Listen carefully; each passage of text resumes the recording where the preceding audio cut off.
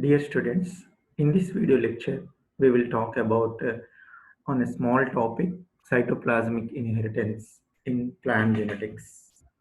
This topic relevant to fifth semester of final year botany students. Let us move to what is meant by inheritance.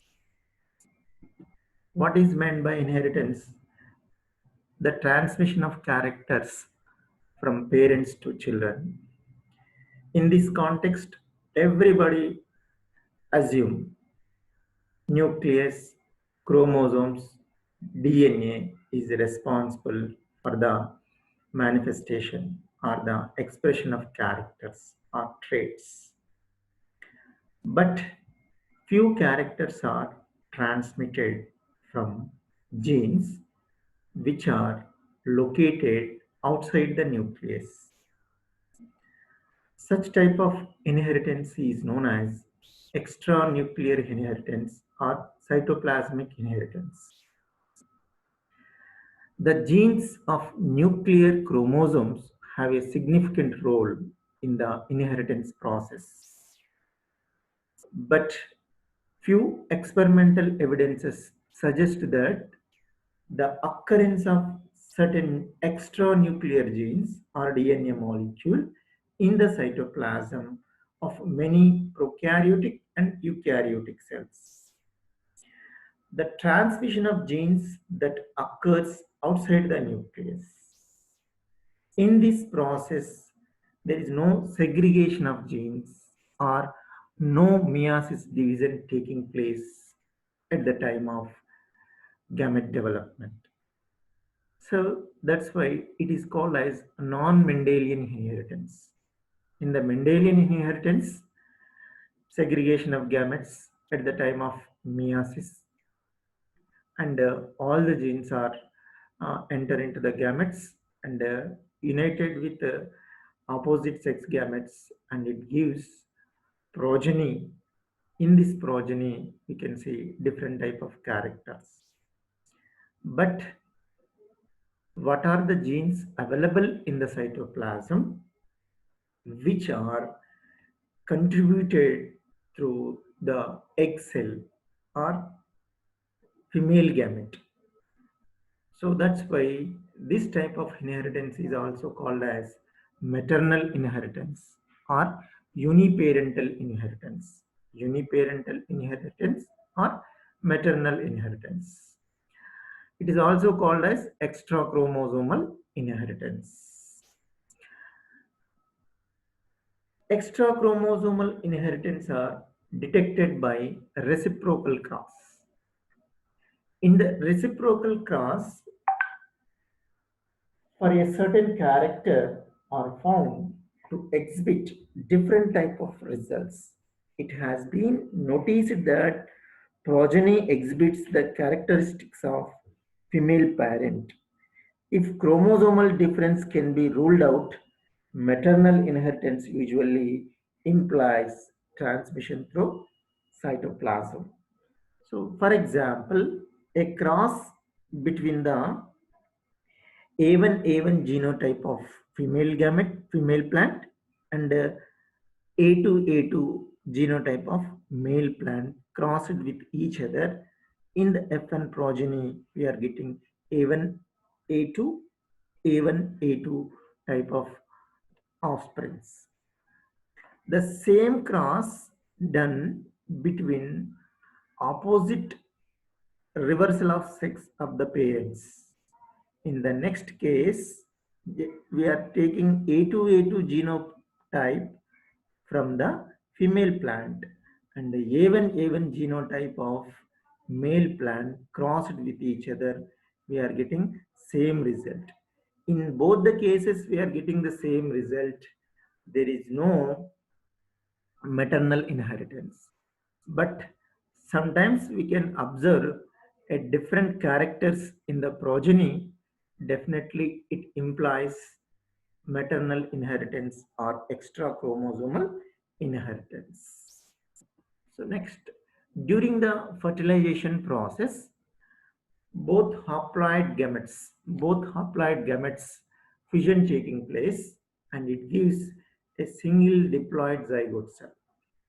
Normally, a male gamete which contribute or which carries only nuclear part into the egg cell, but female gamete which contribute nucleus as well as cytoplasmic material into the egg cell, zygote, into the zygote. So that's why whatever the genes available in the egg cell, those are carried into the zygote. Zygote afterwards develops into embryo. So those genes are transmitted to the zygote, and the zygote to embryo. The embryo develops into a baby plant. So the plasma genes, whatever the genes available in the cytoplasm, they are called as plasma genes. These plasma genes responsible for the manifestation of a different phenotypic character in the coming progeny. So the cytoplasmic genes independently and self-replicating DNA molecules, which are completely differ from chromosomal genes by their location within the cell, and have their own nucleotide sequences.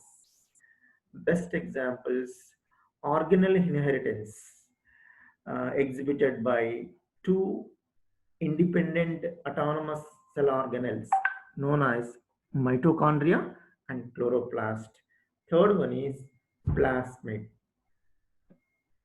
First of all, empty DNA, that is called mitochondrial DNA.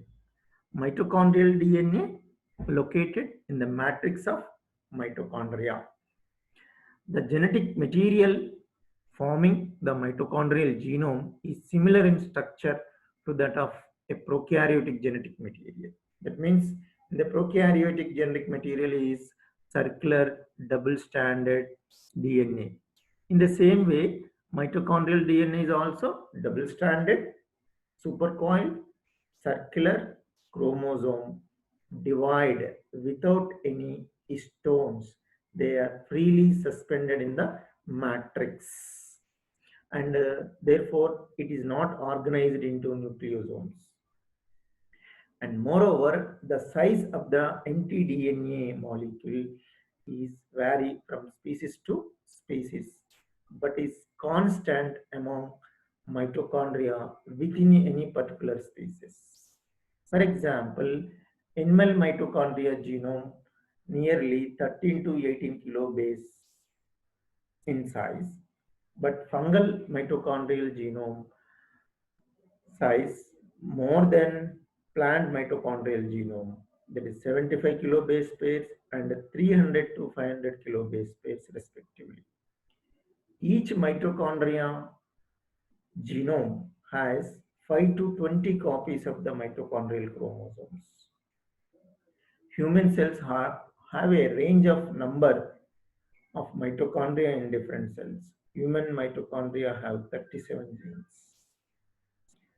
The mitochondria DNA molecules reproduce themselves autonomously or semi-autonomously. Its copy number is variable up to several or hundreds per cell. Genes of mitochondria code for proteins which are involved in the electron transport chain, and mitochondrial protein synthesis, and all tRNAs and rRNAs also produced by these genes. And this mtDNA having some non-coding sequences also, so that is called as junk DNA or introns. The genes available on the mtDNA is responsible for synthesis of some respiratory enzymes also, which helps in the cellular respiration. Best example for mitochondrial inheritance is Poki is a mutant of the fungus Neurospora crassa. Neurospora crassa. that has an extranuclear inheritance. Pokey mutants are characterized by slow growth, a defect of in mitochondrial genome assembly, and a deficiency in several cytochromes. Peptide mutants in yeast, deficiency in cytochrome oxidase. Peptide mutants are grow slowly when compared to when compared to normal wild types. So, what is the difference between nuclear DNA and mitochondrial DNA? Nuclear DNA found in nucleus of the cell, mitochondrial DNA found in the mitochondria of the cell. Two sets of 23 chromosomes are available, but uh, each mitochondria may have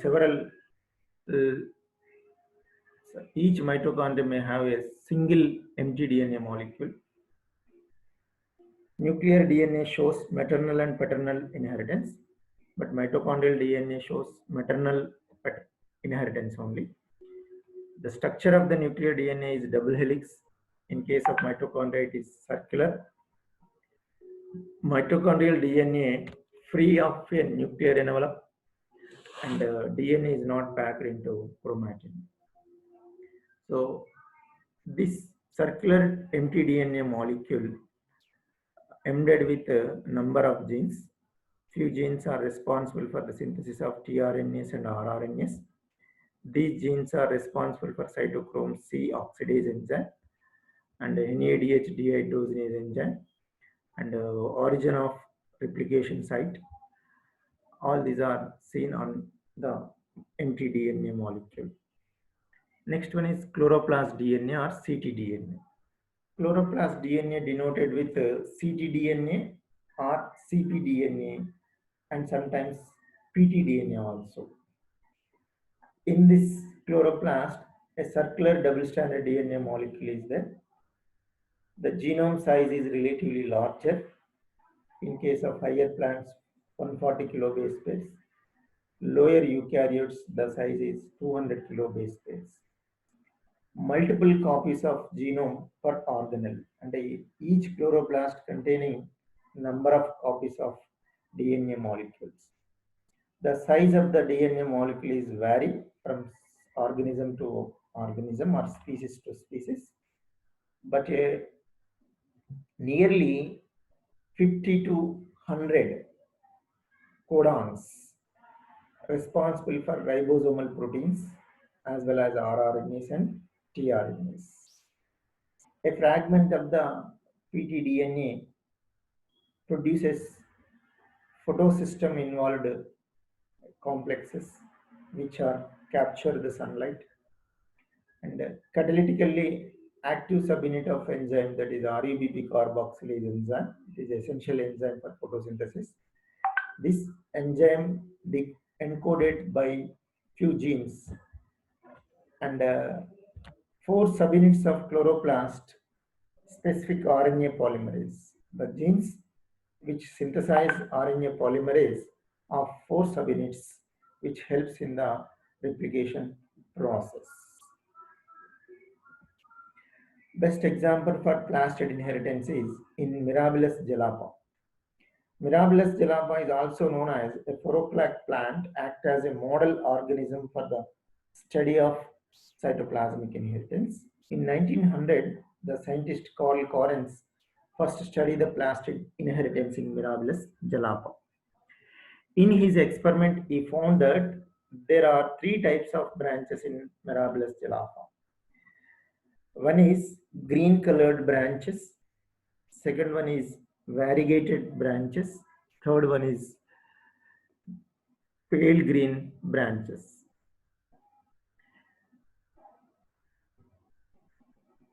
He made a cross between the female and male plants with specific character features, which shown in a small circular diagram. The first circle of the diagram shows female branch characteristics. The second circle of the diagram shows male branch characteristics. When a cross between these two plants, male and female characteristic plants, in the third circle, it shows the progeny evolved characters. In the progeny, what type of characters you observed go through the third circle. So, for example, if the male plant with green colored branches crossed with green colored male branch, we are getting only green. Again, the green colored female plant crossed with the pale green male branch, it gives again green color only. So in the third one is also we are getting green. So whatever the maternal genes are available in the female plant, available in the female plant, which reflect in the progeny. That means the characteristic genes contributed by the mother plant only or female plant only. For example, the variegated branches means these branches containing three type of leaves: green leaves and pale or white colored leaves, and variegated means green and white stripes are present on the surface.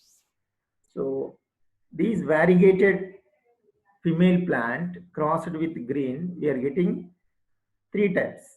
Green colored branches are there, pale green colored branches are there, variegated branches are there. So, because in this female egg cell containing genes which embedded in three type of plastids. One is leucoplast, which reveals pale green colored branches. Chromoplasts, that is called variegated. Another one is chloroplasts, that is green colored branches. So in the same way, the pale green colored female branches crossed with green colored male branches, we are getting again P only. That means pale green only. So pale green only.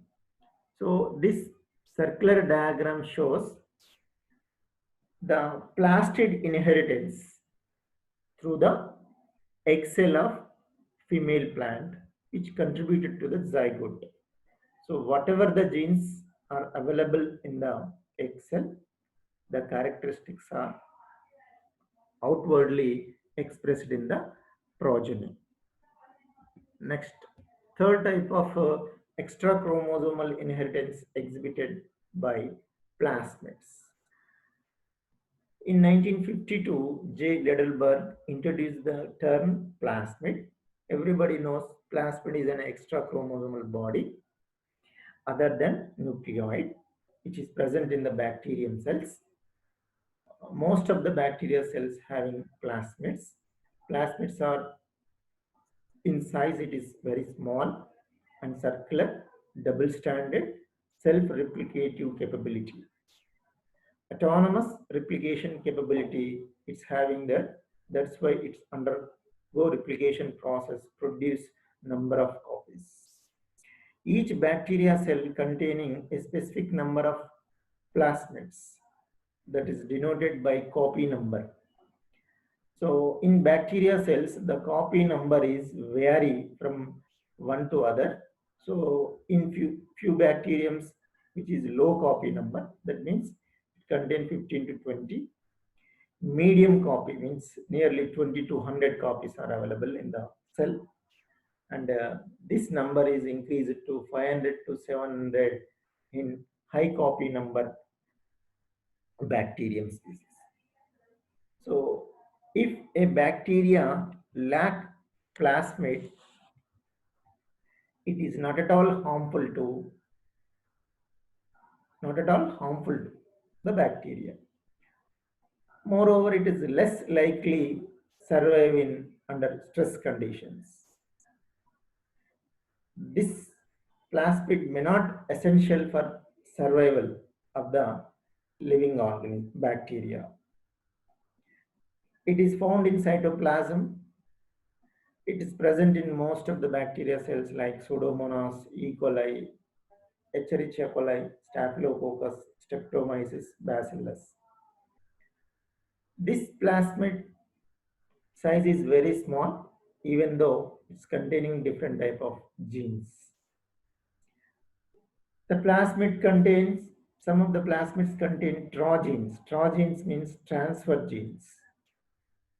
During the conjugation process, a bacteria cell donates the genes to other bacteria. So that type of genes are transfer genes. Every plasmid having a restriction site along with that replication site also. Origin of replication site. Origin of replication site is very important, in which place the initiation of replication taking place. That particular point is known as origin. Another one is antibiotic resistant genes also present in the plasmids.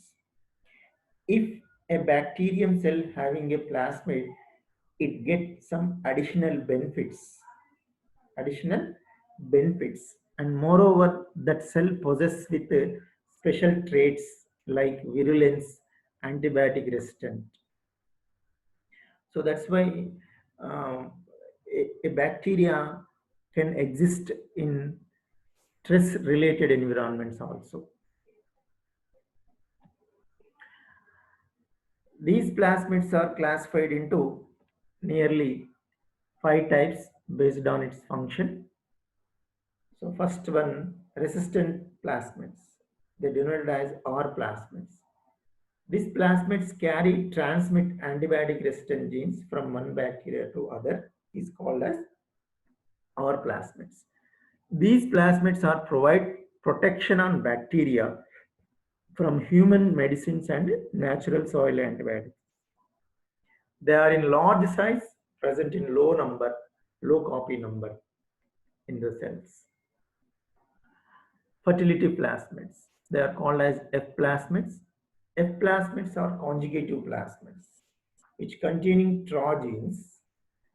If a bacteria cell having fertility factor in the plasmid, that should be transferred to other cell. If a bacteria cell having F factor, it is known as F plus cell. F plus cell is ready to donate the F factor to other bacteria. A bacteria cell having without F factor, that is known as F minus cell. So during the conjugation process, F plus bacteria donates F factor to the F minus cell. So after resulting that F minus cell changed as F plus cell. So in this way, few genes are transferred from one bacteria to other bacteria. Such type of special factors or genes present on the plasmids, they are called as fertility plasmids.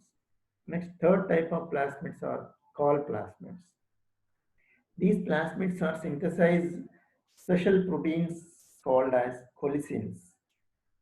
These proteins can kill closely related the bacteria which lacks call plasmid.